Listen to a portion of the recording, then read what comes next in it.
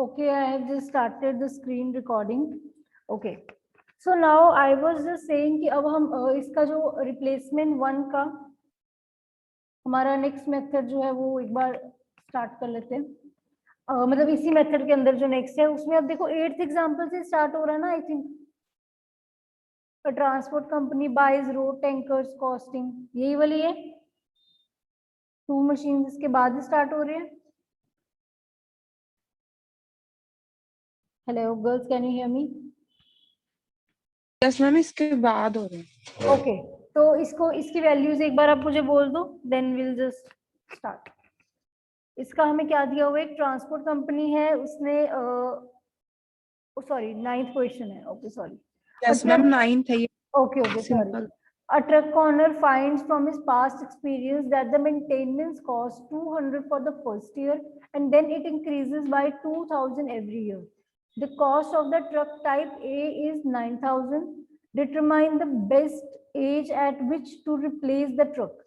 Truck अब यहाँ पर हमें ट्रक को रिप्लेस करना है। ट्रक बी के बारे में भी बताया हुआ है यहाँ पर कि ट्रक बी जो है दैट इट कॉस्ट 10,000 और उसकी एनुअल मेंटेनेंस कॉस्ट है 400 एंड वो हर साल 800 से इंक्रीज हो जाती है।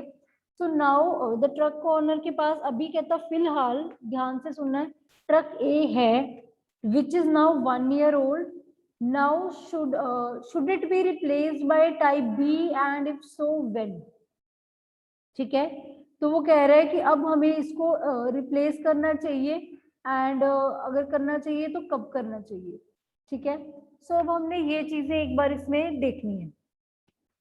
नाउ पहले तो इस क्वेश्चन में देखो एक मिस्टेक भी है, वो आप पहले ठीक कर लो अगर आपके पास बुक्स हैं तो।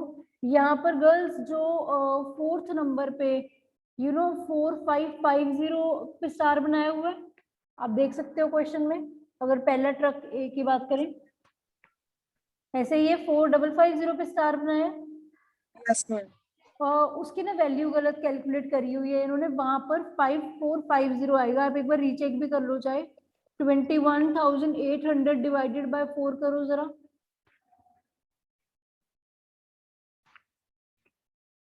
Yes ma'am. ठीक है, सो एक बार इसकी वैल्यू चेंज करो और अब देखो मिनिमम वैल्यू ये नहीं ना आएगी, अब मिनिमम वैल्यू क्या आ जाएगी? 5200। Yes ma'am. तो उस पे स्टार बना लो। ठीक है, एक इसमें मिस्टेक क्वेश्चन में एक। चलो, so now let's just begin this question. अब इसमें हमें जो जो चीजें दी है उसको उतार लेते हैं।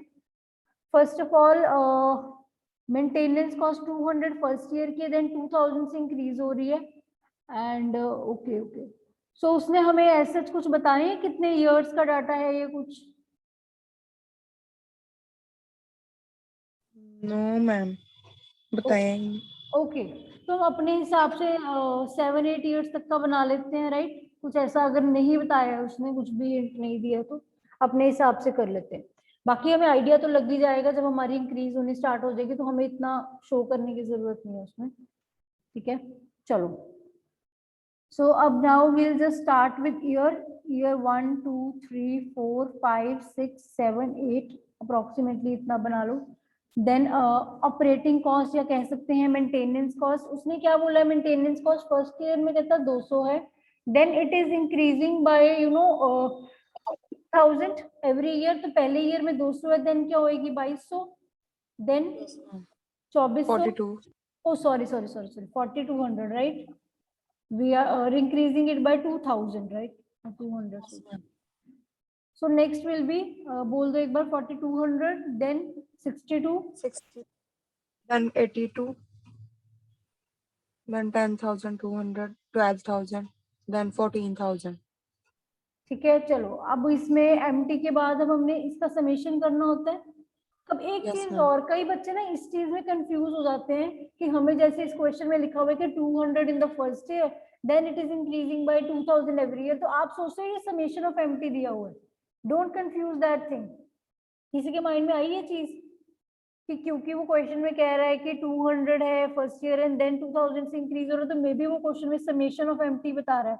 नहीं, वो क्वेश्चन में आपको सिंपली इतना बता रहा है कि पहले साल 200 मेंटेनेंस कॉस्ट लगी, उसके बाद 2000 ज्यादा लगने लग गई, मतलब हर साल लाइक पहले 2200 लगी फिर 4200 लगी, इस तरीके से बता रहा है। वो आपको क्यूमुलेटिव नहीं बता रहा है, क्यूमुलेटिव आपको निकालनी है। ठीक है, समझ आ गई बात। वैसे आई डोंट थिंक सो किसी भी क्वेश्चन में वो क्यूमुलेटिव बताता है, वो आपको एम्प्टी ही बताता है, क्यूमुलेटिव आपने खुद ही निकालनी होती है। चलो अब फटाफट इसकी क्यूमुलेटिव निकालेंगे। 200, 2400, देन 6600, देन 12800, नेक्स्ट बोलिए। 21000 ही आ रहा है। एक बार रीचेक Yes, ma'am. करते रहो, बिकॉज मैं बुक से देख रही हूँ और मे बी बुक में रॉन्ग भी होती हैं कई चीजें, तो एक बार रीचेक करते रहना। 31,200 and Yes, then ma'am. 43. 43400 and अब यहाँ पर एक बार बता दो। No. 57,600. हाँ यही आ रहा है। चलो सो नेक्स्ट इज, अब हमने इसके बाद और क्या सी माइनस एस लेना होता है। सो हमारा सी क्या है यहाँ पर, कॉस्ट कितनी थी, what was the Ma'am, cost? इसके 9,000. 9000। ओके 9000, और कोई स्क्रैप वैल्यू दे रखी थी? आई डोंट थिंक सो, है ना, कोई भी नहीं है ना। No, ma'am. सो 9000 वो ही सब लिख लें, सेम ही आ जाएगी. तो ये Yes, सेम ma'am. 9000 ही हर जगह आ जाएगा। चलो so next is total cost. अब now we have to find the total cost. अब टोटल कॉस्ट के केस में यहाँ पर अगर हम देखें तो सबसे पहले क्या करते होते हैं, इन दोनों को प्लस करना है, जस्ट वैल्यूज बोल दो 9200, देन इन दोनों को प्लस करके 11400, देन 9000 ही है हर जगह, तो उसी के हिसाब से प्लस करते रहो। 15,600, 21,800, Yes, 30,000, 30, then 40,200, 40,200, 52,400, 52,400, then and इसमें 66,000, 64. एक सेकेंड, 9 है ना, Yes, ma'am. 66. 66,600। ठीक है, सही है। Now we have to calculate the average cost. Average cost बताओ, पहले की तो 9200 ही आ जाएगी, देन 5700, देन 5200, देन 455, सॉरी क्या लिखी मैंने, क्या लिखवाई थी आपको, 5450। Yes, ma'am. ठीक है, next 6000, then 6700 and 7485.71, and last में एक बार चाहे कैलकुलेट कर लो कितना आ रहा है, 66600। इसमें आई थिंक 8325 आएगा, राइट, यही आ रहा है। हाँ जी गर्ल्स। Yes, ma'am. 8325. चलो अब इसमें, अब सबसे पहले हम अपने नॉर्मल क्वेश्चन के हिसाब से, हमारे सबसे मिनिमम वैल्यू क्या आ रही है, दिस वन, स्टार बना देते हैं, राइट। 52. चलो अब इसी तरीके से सेम वे से हम अपना सेकंड मशीन का भी डाटा जो है उतारेंगे, तो वो भी एक बार बोल दो फटाफट क्या क्या दिया हुआ है, उसके भी 7-8 ईयर्स तक ले लो, क्योंकि कुछ मेंशन नहीं है तो आप अपनी मर्जी से ले सकते हो। ऑपरेटिंग कॉस्ट या कह लो हमारा एमटी, यहाँ पर क्या आएगा, क्या दिया हुआ है इसमें, 400 Annual स्टार्टिंग। maintenance cost 400 दी हुई है और increased by 800. ठीक है जी, सो इस तरीके से आ जाएगा। देन 50, 200 एंड 6000,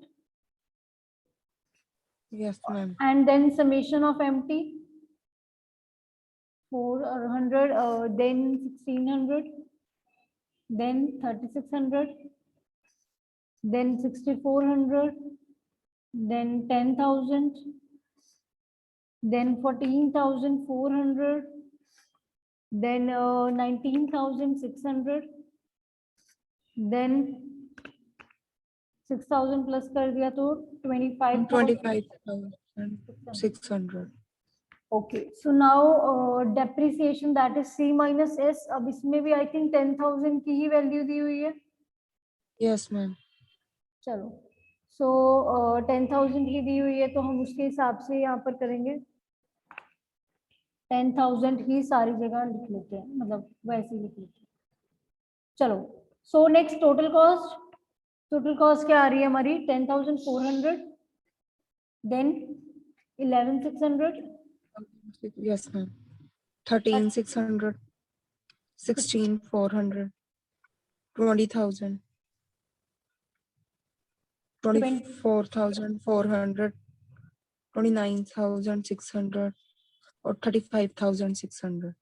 चलो, so now average cost is 10,400, 5,800, 4,533.33, then 4,100, then 4,000, then 4,066, 4,066.67. then 4,228.57. इसका भी निकाल लेना जो भी आएगा. Double चलो, 450. 4,450. चलो. Yes, ma'am. So this is it. अब यहाँ पर अब हमने करना क्या है? ठीक है गर्ल्स, वैसे तो इसको करने के दो मेथड्स हैं. अभी पहले मैं आपको एक करवा देती हूँ. ठीक है, देन आई विल सी कि अगर किसी क्वेश्चन में दूसरा ही अप्लाई हो रहा है या कुछ, फिर वो मैं आपको बता दूंगी बाद में. अभी मैं आपको पहले एक मेथड बता देती हूँ जो मोस्टली फॉलो हो रहा है. अब यहाँ पर आपने क्या करना है, जैसे अब आपने कंपेयर करना है. अब यहाँ पर ना हम ये नहीं कंपेयर कर रहे हैं कि हमें दोनों में से कौन सी खरीदनी है. वी आर यहाँ पर कंसिडरिंग कि हमें क्या मशीन 1 को मशीन 2 से रिप्लेस करना चाहिए. अगर यस तो कब करना चाहिए. Right, you got my point. So अब हमने क्या करना है इस पर्टिकुलर केस में. नाउ अब हम इसमें क्या करेंगे, नाउ वी विल सी कि सबसे पहले तो पहला पॉइंट जो कंसिडर करना है दोनों की एवरेज कॉस्ट जो मिनिमम वाली आई है, कि उसके हिसाब से देखेंगे कि क्या हमें इसको रिप्लेस भी करना चाहिए कि वो भी नहीं करना चाहिए. अब आप लोग मुझे बताओ, फर्स्ट मेथड जो है, सॉरी फर्स्ट मेथड बोल जा रही हूँ, फर्स्ट मशीन जो है उसकी मिनिमम कॉस्ट क्या आई है?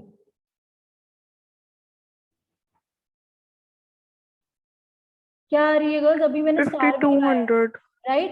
5200. और नेक्स्ट की क्या आ रही है? अगर मैं ये वाली मशीन करती हूँ तो इसकी क्या आ रही है? 4,000.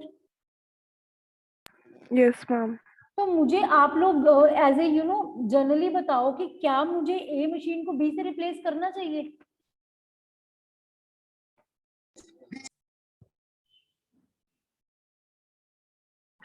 Yes, ma'am. उसकी एवरेज कॉस्ट कम है. एग्जैक्टली, उसकी एवरेज कॉस्ट कम पड़ रही है. यहाँ पर मुझे एक साल का 5,200 पड़ रहा है, तो वहां पर मुझे 4,000 पड़ रहा है. तो मुझे मतलब करना तो चाहिए. अब कब करना चाहिए? What is the proper time of this, कि when I should replace this thing. अब वो हमें देखना है कि टाइम क्या होगा. ये तो क्लियर हो गया ना. आपने ना दोनों की कॉस्ट को कंपेयर कर लेना है. पहला सवाल ये है कि करना भी है कि नहीं. आपने कहना है यस करना है, बिकॉज ऑब्वियसली उसकी कॉस्ट एवरेज कॉस्ट कम आ रही है. अब करना कब है? नाउ वी विल सी कब करना है, वो कैसे देखना है. अब आप देखोगे, देखो मोस्टली जो कि अब हम इसमें कैसे देखते हैं, आपकी जो रनिंग कॉस्ट होती है ना गर्ल्स, ये मेंटेनेंस कॉस्ट या कह लो रनिंग कॉस्ट जो क्वेश्चन में दी होती है, इसको आप जो है यहाँ पर जो सेकेंड और फर्स्ट मशीन की देखो रनिंग कॉस्ट दी हुई है. आपने अब ये देखना है कि हमारी जो पहली मशीन है उसकी रनिंग कॉस्ट को आपने कंपेयर करना है सेकेंड मशीनरी की एवरेज कॉस्ट से. आई एम रिपीटिंग कि हमने running cost of first machine कि जो हमारी ऑब्वियसली जो अभी हमारे पास right now we are having which machine, उसकी जो रनिंग कॉस्ट को मैंने कंपेयर किसके साथ करना है? एवरेज कॉस्ट ऑफ वो मशीन जिसके साथ मैं उसको रिप्लेस करना चाहती हूँ. समझ आई मेरी बात? अब आपने ये देखा कि उसकी पहले एवरेज देखो, उसकी एवरेज कितनी आ रही है? 4,000. राइट, मतलब कि मशीन भी तो ऑन एन एवरेज एक साल में 4,000 का खर्चा करवाती है. समझ आ गई मेरी बात? और जो मशीन ए है, अगर मैं उसकी रनिंग कॉस्ट देख रही हूँ तो आपने नोटिस किया थर्ड ईयर में इसकी तो रनिंग कॉस्ट ही 4,200 बन रही है. उस मशीन की Yes, ma'am. On an average उस मशीन की कॉस्ट हमारी कितनी आ रही है? 4,000 एक साल का पड़ता है. यहाँ तो तीसरे साल में तो 4,200 तो उसको मेंटेन करने की कॉस्ट पड़ गई है. बाकी तो बढ़ेगी, उसके बाद तो बढ़ ही रही है. You can clearly C, right. उसके बाद तो हमारा वैसे भी इंक्रीज ही हो रहा है. तो what is the optimal time to replace is at the end of second year. At the end of second year, because अब हमने थर्ड ईयर क्यों नहीं किया? क्योंकि अगर मैं थर्ड ईयर तक चली गई फिर तो मेरा 4200 लग ही गया, फिर मेरा ये डिसीजन लेने का क्या फायदा हुआ? समझ रहे हो मेरी बात? मुझे पैसे बचाने हैं ना, तो मुझे इसको सेकेंड ईयर के एंड में ही रिप्लेस कर देना चाहिए with machine B. Are you clear with this? Hello girls, can you hear me? Yes, ma'am. अब देखो, अगर ये अकेला क्वेश्चन था, लाइक जैसे सिर्फ फर्स्ट मेथड जब आप करते थे तब आपका आंसर क्या आ रहा था? Third year that you have to. अगर ये अकेला होता, मशीन बी के बारे में कुछ ना दिया होता, तो आपका स्टार तीसरे नंबर पे लगा हुआ है ना, सो आपका answer eight the end of third year आता, राइट? बट क्योंकि now Yes, I am just comparing it with the other machine जिसकी कॉस्ट जो है वो कम है या क्या है, तो मैंने सोचा कि मेरे को इकोनॉमिकल यही पड़ेगा कि अगर मुझे मशीन बी से रिप्लेस करना है तो मैं सेकेंड ईयर के एंड में कर दूं, कि मुझे थर्ड ईयर का भी वेट नहीं करना चाहिए, तो मेरा नुकसान ही है। समझ आ गई मेरी बात? Clear? This point is clear to you everyone? Yes, ma'am. ठीक है। सो ये आपका एक कंपैरिजन का मेथड रहेगा। सो नाउ अब हमारा जो 10th क्वेश्चन है, आई थिंक वो भी सेम ही है, उसमें तो वैल्यूज भी मुझे लग रहा है सेम दी हुई है, right? yes, ma'am. It is. बिल्कुल सेम ही है ना question, I think. Yes, ma'am. Ma'am truck की जगह M1 M2 दिया। हाँ बस ठीक है, ठीक है। अच्छा, अब मुझे बताओ कि नेक्स्ट, इसके जो नेक्स्ट क्वेश्चन है उसकी सिर्फ एवरेज कॉस्ट एक बार देख लेते हैं ना, टाइम नहीं वेस्ट करते, पूरा क्वेश्चन आप लोग कर लोगे? सिर्फ मैं एवरेज कॉस्ट को कंपेयर करके, या क्वेश्चन बुक से ही करवा दूं, आई मीन टू से। Yes, ma'am. चलो, सो मशीन ए कॉस्ट 45,000 वाले क्वेश्चन की मैं बात कर रही हूँ। तो उसमें आपको देखो क्या क्या डाटा दे रखा है क्वेश्चन में, we can clearly see machine A में आपको जो एवरेज कॉस्ट दी हुई है, बी में। अब देखो दोनों की मिनिमम क्या आ रही है गर्ल्स? 26,000 and 20,000. 26,000 एंड 20,000। तो पहले मुझे बताओ, रिप्लेस करना चाहिए? Should we replace machine A Yes, by ma'am. Machine B? Yes we should, obviously. Ma'am, yes. ठीक है, अब कब करना चाहिए, पॉइंट ये है। अब आप लोग मुझे, जैसे मैंने पहले में बताया उसमें मेरे को बताओ कैलकुलेट करके कि कब करना चाहिए।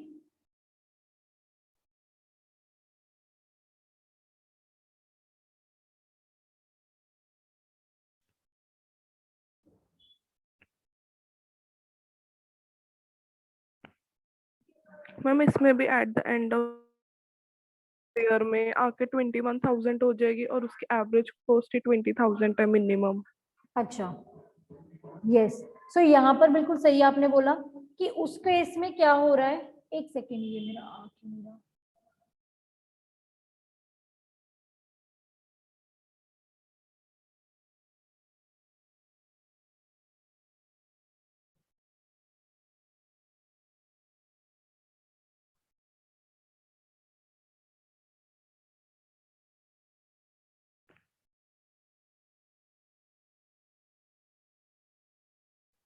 आई think there is some problem in the cursor. चलो, सो आप लोगों को दिख ही रहा है यहाँ पर, देखो उसमें 26,000 है एंड इसमें हमारा 20,000 है, तो रिप्लेस तो करना है। अब करना कब है वो पॉइंट है, अब हम कब करेंगे रिप्लेस। अब आपने देखा कि पहले की रनिंग कॉस्ट को कंपेयर किया दूसरे की एवरेज कॉस्ट दैट इज 20,000 से, तो सेम थिंग है, थर्ड ईयर में उसकी रनिंग कॉस्ट ही 21 पड़ रही है।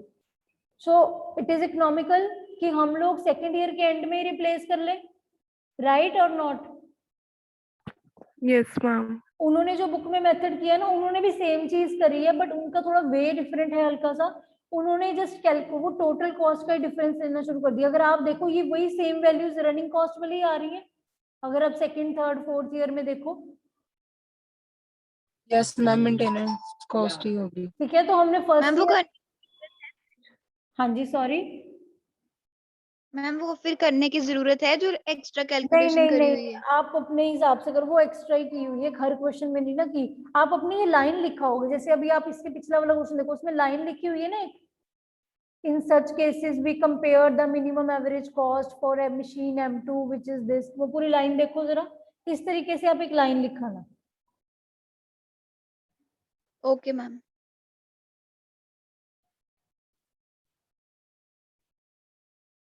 ओके, चलो, so now will do what, अब इसके बाद हमारा आई थिंक सो ये वाला क्वेश्चन तो हो गया। इसके बाद और कौन सा, ट्वेल्थ में भी आई थिंक सेम ही है, या करवा दूं ये। ट्वेल्थ का देखो फर्स्ट पार्ट तो वही है, बिल्कुल सिंपल है। उसने कहा simple optimal period of replacement बताओ, तो वो तो आप सिंपल, एक मशीन है आपके पास, उसका करके आप बता दोगे कि हमारे हिसाब से भी ऑप्टिमल पीरियड आ रहा है। कौन सा आ रहा है आपके हिसाब से at the end of fifth year, right girls? यही क्वेश्चन है, the data on the operating cost of the year and resale price जहां पर गिवन है। Yes, ma'am, 12th example. हाँ, twelfth example I am talking about. So यहाँ पर वही आ जाएगा, एक सेकेंड।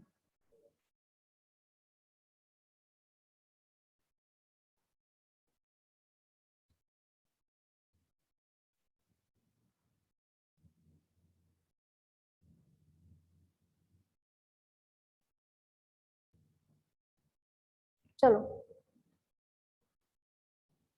सो इसमें भी अब क्या करना है हमने, now we have to do what here, कि हमारा जो है सबसे पहले हमें इसमें क्या क्या दिया हुआ है, इसमें भी सारा कुछ सेम है। सबसे पहले 4360 आ गया।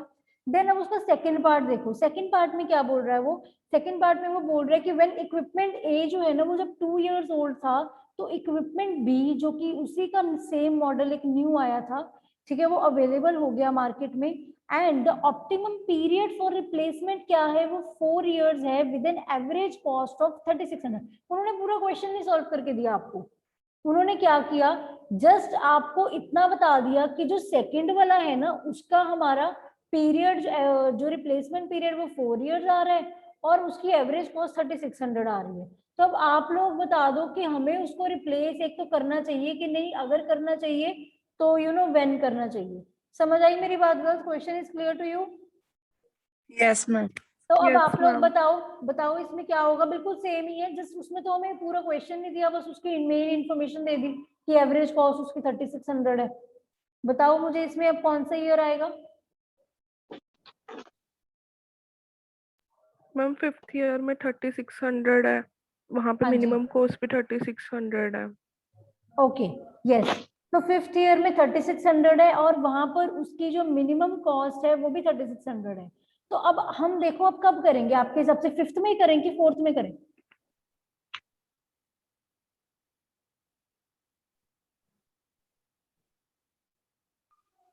फोर्थ में ही करना चाहिए कि फिफ्थ में करना चाहिए, बताओ। मैम 5th में जैसे उसकी कॉस्ट उसकी इक्वल है, मेंटेनेंस कॉस्ट जो रनिंग कॉस्ट है उसकी इक्वल ही है उसके जो एक्सपेंस है। हाँ जी, तो हम फोर्थ में करेंगे, ठीक है, समझ आई? क्योंकि वो तो फिफ्थ ईयर में तो ऐसा हो जाएगा ना कि जितनी उसकी एवरेज कॉस्ट आ रही है इतनी तो इसकी रनिंग कॉस्ट ही आने लग गई है। समझ रहे हो बात, राइट? Yes ma'am. तो हम क्या करेंगे ऐसे केस में, हम इसको फोर्थ ईयर के एंड में, मतलब आपने पिछले वाला लेना होता है। अगर आपका means I just want to say कि जैसे आपने पिछले में किया है कि इफ आपका वो सेम आ जाए, राइट, या फिर उससे ज्यादा आ जाए रनिंग कॉस्ट, फिर आप जो है उस टाइम पर रुक जाओगे और उसका पिछला जो ईयर होगा उसके एंड में ही रिप्लेसमेंट कर दोगे। समझ आई मेरी बात? Yes ma'am. ठीक है। एक तो ये मेरा कर्सर नहीं मुझे मिल रहा,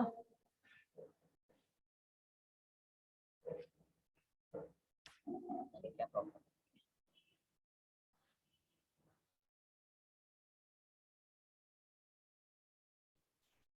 चलो लेट इट बी, ठीक है। सो आपको क्लियर है गर्ल्स ये वाला क्वेश्चन भी? किसी को कोई डाउट है अभी तक जितने भी अभी हमने क्वेश्चंस आज किए हैं? Because meeting is yes ma'am. Running out of time, that's why I am saying. Clear everyone? Yes ma'am clear चलो है। फिर हम Yes, बाकी का ma'am. नेक्स्ट क्लास में कंटिन्यू करते हैं। इसका भी अगर कोई एक आधा क्वेश्चन रह गया है एंड जो सेकंड मेथड है वो भी स्टार्ट कर लेंगे, ठीक है? Clear? Okay ma'am. So now you know how to compare the two machines. अब एक बार जस्ट रिवाइज करेंगे, मुझे एक बार बता दो कैसे कंपेयर किया मैंने। पहले मैंने सॉल्व कर लिया सिंपल, जैसे पहले को किया था, दोनों को सिंपली सॉल्व करके रख लिया। देन आफ्टर दैट मैंने क्या किया, मैम दोनों का एवरेज कॉस्ट में पे कंपैरिजन किया कि सबसे कौन पहले यस, सबसे पहले दोनों की एवरेज कॉस्ट को कंपेयर किया टू सी कि मुझे उसको रिप्लेस करना भी चाहिए कि नहीं। सपोज कर लो अगर दूसरे की एवरेज कॉस्ट ज्यादा आ रही हो किसी केस में, पहले की 4000 आ रही है और दूसरे की 6000 आ रही है, तो क्या आप रिप्लेस करोगे? No ma'am. उसमें तो रिप्लेस करने की जरूरत नहीं है, ठीक है। अब यस मैम, जब हमारे ऑलरेडी करना है। यस ठीक है, तो उसमें उससे नहीं रिप्लेस करोगे। हाँ ऑब्वियसली जो उसका वैसे रिप्लेसमेंट पीरियड तो होगा ही, सारी जिंदगी तो वो मशीन नहीं चलती रहेगी, बट हम ये कहेंगे कि हम मशीन बी से नहीं रिप्लेस करेंगे बिकॉज बी की तो ऑलरेडी कॉस्ट ज्यादा है, ठीक है। तो बी वाले से नहीं रिप्लेस करेंगे। बट अब यहाँ पर क्योंकि हमारे जो अभी क्वेश्चन था इसमें दूसरे की कम आ रही तो हमने रिप्लेस करना था, यस। देन जब हमने उसका टाइम डिसाइड करना था कि कब रिप्लेस करें, उसके लिए मैंने आपको यहाँ लिखा भी हुआ, आपकी स्क्रीन में शो हो रहा होगा आपको, ये रनिंग कॉस्ट जो है फर्स्ट मशीन की, जो सबसे पहले जो हमारे पास अभी प्रेजेंटली मशीन है उसकी रनिंग कॉस्ट को कंपेयर करना है दूसरे की एवरेज कॉस्ट से। क्लियर? Yes ma'am. ठीक है girls, anyone has taken the screenshots? Yes ma'am. Okay thank you Ekta. कोई नहीं मैम। नेक्स्ट इज अब यहाँ पर रनिंग कॉस्ट को इसके साथ कंपेयर कर रहे हैं तो वी सी व्हाट की जब उसकी रनिंग कॉस्ट फर्स्ट मशीन की जब ज्यादा